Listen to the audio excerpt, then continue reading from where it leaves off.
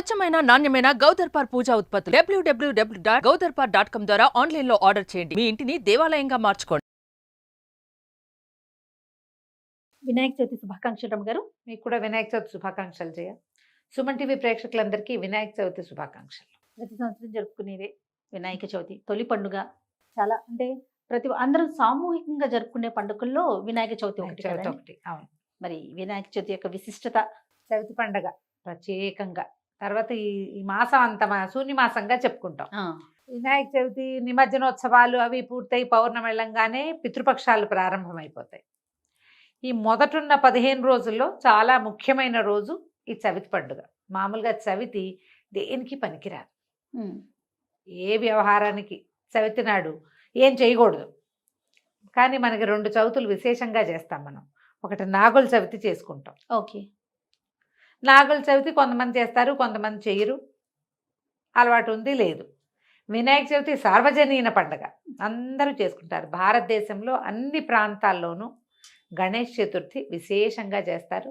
ప్రత్యేకించి ఇదేంటంటే సామూహికంగా 10 రోజుల పాటు 9 పూర్తి రాత్రులు జనమంతా కుల మత విచక్షణ లేకుండా ప్రతి వాళ్ళు పాల్గొనే ఉత్సవాలు ఈ గణపతి ఉత్సవాలు. ఆద్యమైన దేవుడు, మొదటి దేవుడు, పంటల దేవుడు, సస్యదేవుడు అని చెప్తారు గణపతిని. ఈ భాద్రపద శుద్ధ చతుర్థి నాడే ఈయనని పార్వతీదేవి తయారు చేసి పెట్టిందని, ఆయనకి ప్రాణం పోసి ఆయన శిరస్సుని భర్త చెనిగితే మళ్ళీ ఏనుగు శిరస్సుని పెట్టి కుమారుడిగా భావించి తనతోటి ఉంచుకుందని చెప్తారు.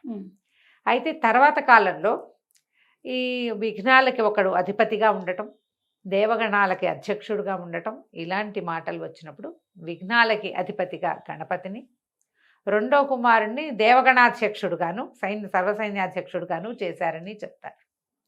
ఈ గణపతిని పూజించటం వల్ల గణపతి ఆరాధన చాలా విశేషమైంది, ప్రత్యేకమైంది. అది చిన్న లెవెల్ నుంచి పెద్ద లెవెల్ వరకు చేసుకోవచ్చు. గణపతిని సాధారణ ఆరాధన హరిద్రా గణపతి పూజ ఒకటి చెప్తాం. మొట్టమొదట పసుపు ముద్ద ఒక బింబం చేసి ఆ బింబంలోకి గణపతిని ఆహ్వానం చేస్తాం. ఓకే. ప్రతి పూజకి మొదటి పూజ గణపతిదే. ఈయనకి ప్రతిమా విశేషం ఏం అక్కర్లా. హరిద్రా బింబంలోకి ఆయన్ని పిలిచి ఆవాహన చేసుకుంటాం. అమ్మ పూజ అయ్యేదాకా నాయన స్థిరంగా ఉండు, ఇక్కడే ఉండు, పూజ పాడు కాకుండా చూసుకో పక్కన అని చెప్పి ఆయనని తీసుకొచ్చుకుంటాం, మళ్ళీ పంపిస్తాం కూడా. అయితే ఇప్పుడు ఈ చతుర్థి నాడు ప్రత్యేకంగా మట్టి గణపతిని పూజిస్తే చాలా మంచిది, విశేషమైన సేవగా చెప్పబడుతుంది. మనం ఎంత పెద్ద గణపతిని పెట్టుకున్నాము అనేది అసలు లెక్కే కాదు, ఎంత శ్రద్ధగా చేసామనేదే లెక్క. ఎవరెవరి శక్తి అనుసారం వాళ్ళు చిన్న లెవెల్లో కూడా మనం ఈ పూజ చేసుకోవచ్చు. గణపతికి కావాల్సింది ఆరాధన ముఖ్యం. ఈ ఆరాధనలో ఆయనకి ఏ దైవానికి సమర్పించనన్ని ప్రత్యేకమైన విధానము మన గణపతి పూజలో కనపడుతుంది. ఈయనకి గరికతోటి పూజ చేస్తాం. అవును, గడ్డి కేవలంగా పెరుగుతుంది, పెంచక్కర్లా, ఎక్కడ ఉంటే చాలంతే, దానంతట అదే పెరుగుతుంది. ఇది వర్షాకాలం విశేషించి కదా. శ్రావణ భాద్రపదాలు వర్ష ఋతువు. శ్రావణంలో అప్పుడే వానలు ఆషాఢం చివర్లో మొదలవుతాయి. శ్రావణంలో బాగా వానలు పడి పడి ఈ భాద్రపదం నాటికి విశేషించి గరిక పెరుగుతుంది. ఈ గరికని సమర్పించిన చాలు, అంటే మనం చక్కగా తీసుకొచ్చి తునక్కండా నేలలోంచి చక్కగా ఫ్రెష్గా మొలిచిన దాన్ని తీసుకొచ్చి సమర్పించడం. ఓకే. దీంట్లో ఏం ప్రకటితం అవుతోంది? శ్రద్ధే కాదు. అవును, శ్రద్ధ. దీంతో పాటుగా ఏకవింశతి పత్ర పూజ అనేది ఒక ప్రత్యేకంగా చెప్పబడుతుంది. 21 పత్రాలతోటి భగవంతుణ్ణి అర్చిస్తాం. ఈ గణపతిని సస్యదేవుడుగా చెప్తారు. ఈయన పంటలకి దేవుడు. ఆయన ఆకార విశేషమే పంటలకి ప్రతీకగా కనపడుతుంది. ఆయన చూడు ఇంత గుండ్రటి బొజ్జతోటి ఇట్లా కనిపిస్తాడు, లంబోదరుడుగా కనపడతాడు. ధాన్యపు గాదె ఆకారం. అవును కదా. అవునండి. అక్కడి నుంచి ఆయన చెవులు శూర్పకర్ణుడు, పెద్ద పెద్ద చేటలు లాంటి చెవులు. ఈ ధాన్యాన్ని చెరగడానికి తూర్పార పట్టడానికి వాడేవి చాటలే. ఇప్పుడు మానేసి రకరకాలు తెచ్చాం మనం. చేటలు లేని ఇళ్ళున్నాయి. ఇది వరకు చేట జల్లెడ కవ్వము లేని ఇల్లే ఉండేది. అవునండి కదా. కత్తులు కొడవళ్ళు వాటితో పాటు చేట జల్లెడ కవ్వం తప్పకుండా ఉండాలి ఒక ఇంట్లో. ప్రతి గృహ అవసరాలకే కావాల్సింది. ఈ పంటలకి ఆసరా అయిన వస్తువులలో ముఖ్యమైన వాటిలలో చేట కూడా ఒకటి. చెవులేమో చేటల్లాగా ఉంటాయి. అక్కడి నుంచి ఆయన పొట్టకు ఒక నాగబంధం కడతారు. కనిపిస్తుంది కదా, అవును. సర్పబంధం కనిపిస్తుంది. ఇంత చిన్న ప్రతిమ తెచ్చినా మనము నా- ఆయన బొజ్జకు ఒక ఉపవిత్తం, ఒక తాడు కట్టినట్టుగా ఆ బంధం నాగబంధంగా కనపడుతుంది. ఈ పంటలని ఎలుకల నుంచి రక్షించడానికి పాములు కావాలి. మ్హూ.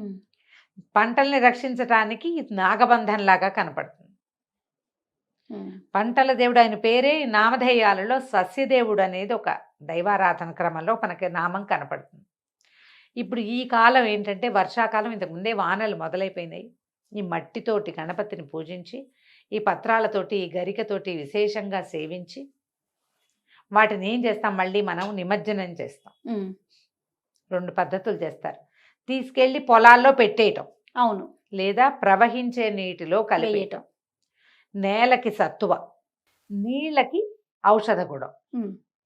ఈ రెండిటి కోసము ఈ పద్ధతిని ప్రవేశపెట్టారు. మన పండగలన్నీ కూడా ఎలా ఉంటాయంటే సీజన్ పండగ మంది. ఎస్, ఈ సీజన్లో ఏం చేయాలో ఏది చేస్తే మన ఆరోగ్యానికి కూడా ఆలోచించే ప్రజల పెట్టారు కదా రమగారు. నీ ఒక్కదాంది నా ఒక్కడిది కాకుండా ప్రజలది, ప్రజలకి మనందరిది.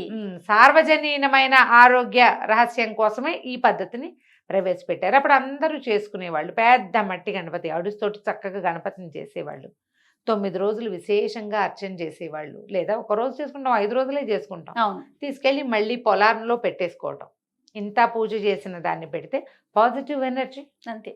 ఈ పత్రంతా పొలంలో తొక్కేసేవాళ్ళు, మ్. అంతా పొలంలో కలిపేసేయటమే. మట్టిలో కలిసిపోతే మట్టికి బలం వచ్చేస్తుంది. మ్. ఈ పద్ధతుల కోసం మొదలుపెట్టి క్రమంగా ఏమైంది, మనకి పొలాలు, పండ్లు, నీళ్లు, ప్రవహించే నీళ్లు, మనం దాగటాలు ఇవన్నీ పోయినాయి. సేవాకాలం మాత్రం మిగిలింది. దీంట్లో ఇప్పుడు ఏం చేసాం, మనం సేవ ఒకటే మిగుల్చుకోవడం కాకుండా రంగురంగుల గణపతులను తెచ్చాం. ఆకులు, ఏ ఆకులు అంటే అప్పుడు పత్రాలేమో పేర్లు చదివేస్తుంటాం. మరొక పత్రం సమర్పయామి, బదరీ పత్రం సమర్పయామి, అపామార్గ పత్రం సమర్పయామి అంటాం. సమర్పయామి ఏదో ఒకటి సమర్పిస్తాం. అవును, ఏదో ఒకటి సమర్పించాల్సే వస్తుంది. మరి ఇది లేవు, ఏం చేస్తాము? వాటిని సంపాదించే మార్గాలు అన్వేషించి 21 మాత్రాలు సంపాదించి పేరున అదేమిటో తెలుసుకుని ప్రతిదానికి ఉన్న మెడిసినల్ వాల్యూ మనం అర్థం చేసుకుంటే అది మనకి ప్లస్. ఓకే. ఇప్పుడు బయటికి వెళ్ళి పిక్ చేసుకురావాలి, ఒకటి కోసుకురావాలి. ఆకు గుర్తుపట్టద్దు, అవును, అవును. పట్టాలి. కోసుకొచ్చిన వాడికి ఆరోగ్యం, ఆ పత్రాన్ని ముట్టుకుని దేవుడికి సమర్పించిన వాడికి ఆరోగ్యం. అది ఏ మట్టిలో, ఏ నీటిలో కలుస్తుందో ఆ మట్టిలో పండిన ఆహారం తిన్నా, ఆ ప్రవహించే నీటిలో నుంచి కొంత నీటిని స్వీకరించినా అది కూడా ఆరోగ్యమే. అందుకని ఇలాంటి విధానాల్ని ప్రవేశపెట్టి ఉండవచ్చు. ఎందుకంటే మన పూజలు, మన పండుగలు ఇవన్నీ ఎవరు నిర్దేశించారు? మనం సరదాగా పెట్టుకున్నవి కాదు కదా.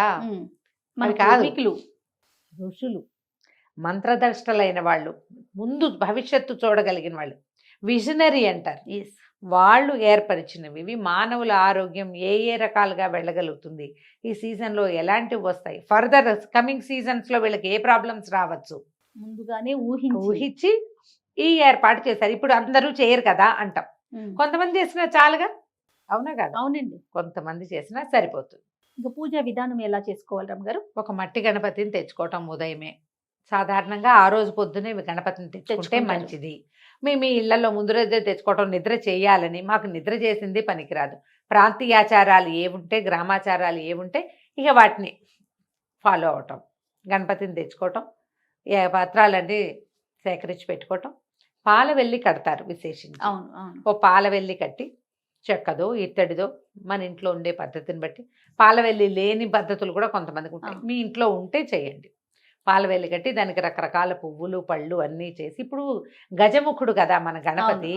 ఆయన ప్రీతికరమైన పళ్ళు కొన్ని ఉన్నాయి కదా, అరటిపళ్ళు ఇష్టము, కొబ్బరికాయలు ఇష్టము, వెలగపళ్ళు ఇష్టము. ఇట్లా ఈ పళ్ళన్నిటినీ వేళ్లాడదీయటం, అక్కడి నుంచి కూర్చోబెట్టడం. కొద్దిగా ముందు పసుపు గణపతిని చేసుకుని, ఈ గణపతి మహాగణపతి పూజ చేయబోతున్నాము, అది నిర్విఘ్నంగా పరిసమాప్తి అవటం కోసం ముందు నిన్ను పూజిస్తున్నామని గణపతినే పూజించాలి. హరిద్రాబింబంలో గణపతిని పూజేసి ఆయనకి షోడశోపచారాలు సమర్పించి ఆయన పక్కకు పెట్టి, తర్వాత మహాగణాధిపతి పూజని సంకల్పం చెప్పుకోవటం. యావచ్చక్తి ధ్యాన ఆవాహనాది షోడశోపచార పూజాం కరిష్యే అని చెప్పుకుంటాం. యావచ్చక్తి అంటే మీ ఓపికని ప్రకారం ఎన్ని రకాల పళ్ళు చూపించగలిగితే అన్ని పళ్ళు నివేదన చేయటం. నైవేద్యాలు మనం గణపతికి సాధారణంగా ఇవి ఇప్పుడు ఉడికినవి అవి పెట్టుకుంటాం. నూనెలో వేయించిన పదార్థాలు పెట్టరు. కుడుములు, ఉండ్రాళ్ళు, ఇలా లెక్క ప్రకారం ఈ ఓపిక పాలు తాలికలు, ఉమ్, కొన్ని చోట్ల భక్ష్యాలు అవి చేస్తారట. వాళ్ళ మోదకాలు చేస్తారు.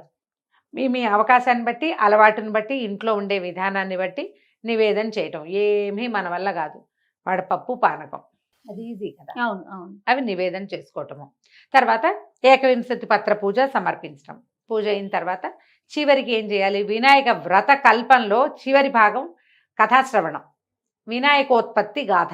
వినాయకుడు ఎట్లా జన్మించాడు, ఎట్లా మనకి విఘ్నాధిపతిగా అయ్యాడు, ఏ విధంగా గణపతిని స్మరిస్తే మనకి రావాల్సిన ఇబ్బందులు తొలుగుతాయి అనేది కథాక్రమంలో కనపడుతుంది. కథ మొత్తం వింటాం. ఆ కథ వినేటప్పుడు కాసిన అక్షంతలు చేతితో పుచ్చుకుని శ్రద్ధగా కథ విని చేతిలో ఉన్న అక్షతల్లో కొన్ని స్వామివారి మీద సమర్పించి కొన్ని మన తల మీద వేసుకుంటే చంద్రుడి వల్ల నీలాప నిందలు వస్తాయని, ఈ రోజున చంద్రదర్శనం చేస్తే నీలాప నిందలు వస్తాయి, ఈ కథాక్షింతలు వేసుకున్న వాళ్ళకి నీలాప నిందలు తొలగిపోతాయని అని చెప్పి దండం పెట్టుకోవటం. ఎక్కడికైనా వెళ్ళేటప్పుడు ఏం చేసినా గణపతికి ఒక నమస్కారం చేసుకోవటం. మనం చూడు ఏ పని చేసినా మొదట గణపతి ఆయనకే కదా. ఓ పెళ్లి, వివాహాది శుభకార్యాలు ముందు ముడుపు కడతాం, మీదు కట్టి పెడతాం, గణపతిని తలుచుకుంటాం. అన్నిటికీ గణపతే కదా. ఏ పనికైనా విద్యకి వివాహే విద్యారంభే వివాహే చ ప్రవేశే నిర్గమే తథా అంటారు. ఎక్కడికైనా గృహప్రవేశం చేసేటప్పుడు, బయటకు వచ్చేటప్పుడు కూడా అక్కడ పెట్టిన గణపతిని తెచ్చుకుని బయటకు వచ్చేసేయాలంటారు. సంగ్రామాల్లో ఏదైనా యుద్ధానికి వెళ్ళేటప్పుడు సర్వకార్యేషు అని చెప్తారు. ఏ ప్రతి కార్యంలో అయినా కూడా విఘ్నం రాకుండా ఉండాలంటే గణపతిని తప్పకుండా కొలవాలి, నమస్కరించాలి, విశేషించి సేవించుకునేందుకు మనకి ఇప్పుడు అవకాశం ఉంది. కాబట్టి ఈ రోజున ఉదయం కానీ సాయంకాలం కానీ మేము ఈ అవకాశాన్ని బట్టి గణపతిని ప్రతిష్ఠ చేసి పూజ చేసుకోవటం. యావత్ శక్తి 3 రోజులు ఉంచుతారా, ఒకే రోజు ఉంచుతారా మీ ఓపిక, 3 రోజులు, 5 రోజులు, 9 రోజులు, మన కావలసిన అన్ని రోజులు. తర్వాత స్వామివారిని సాగనంపేసేయాలి. పూజా విధానం పిల్లలకి ఏంటంటే పిల్లల పుస్తకాల్లో స్వస్తికులు వేసి వినాయకుడి పీట మీద పెట్టుకోవటం, అక్కడ పెట్టడం. మరి పీట మీద పెడితే తీయలేకపోతాం కదా, పక్కన ఇంకో పీట వేసి లేదా ఒక వస్త్రం వేసి ఒక చిన్నది రవికల గుడ్డ ఏదైనా వేసి దాని మీద పిల్లల పుస్తకాలు పెట్టడం, ఒక స్వస్తికు గుర్తు వేసి నమస్కారం చేసుకుంటే పిల్లలకి విద్యాభివృద్ధి జరుగుతుంది. చెవులు పట్టించి గుంజీలు తీయించండి. వినాయకుడి యొక్క శ్లోకం మనం అసలు పిల్లలకి మొట్టమొదట నేర్పే శ్లోకమే శుక్లాంబరధరం. అది పరబ్రహ్మతత్వాన్ని సూచించేది అయినప్పటికీ కూడా వినాయకుడి కోసమే చదువుకుంటాం. మనం శుక్లాంబరధరం అనగానే మనం వినాయకుడు. అగజానన పద్మార్కం చదువుకోవచ్చు. గజానన మహర్నిశం అనేకదంతం భక్తానాం ఏకదంతం ఉపాస్మహే. అనేక దంతాలు ఉన్నాయని అనుకోవద్దు. అనేకదం చాలాసార్లు తం అతనిని భక్తానాం ఏకదంతం ఉపాస్మహే. భగవంతుడు ఈయన ఏంటంటే గణపతి భక్తుల పట్ల విరివిగా ఉంటాడు. నువ్వు పిలిచినప్పుడల్లా పలుకుతాడు. అటువంటి గణపతిని నమస్కరిస్తున్నాము అని నమస్కారం చేసేసుకుని పూజకు అందించుకోవటమే. సంతోషం. నమస్తే. నమస్తే.